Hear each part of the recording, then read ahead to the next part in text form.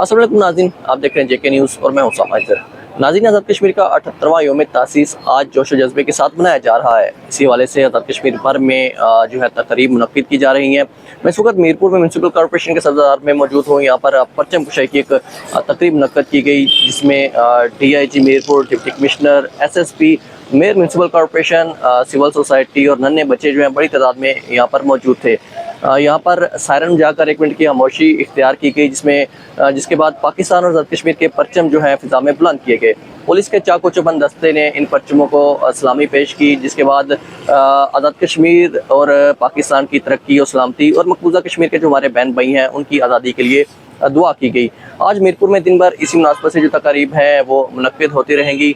आज के दिन इस अज़म का इजहार किया जा रहा है कि मकबूजा कश्मीर के जो हमारे बहन भाई हैं, जब तक उनको भारतीय तसल्लुत से आज़ादी नहीं मिल जाती तब तक ये जो हमारी जिद्दोजहद है इसको जारी रखा जाएगा। मीरपुर में आज दिन भर इसी मुनासबत से जो तकरीबात हैं मुख्तलिफ स्कूलों में और जलसे जुलूस वगैरह जो है इस वाले से मुनक्किद किए जाएंगे। Usama Haider, JK news, Mirpur, Azad Kashmir.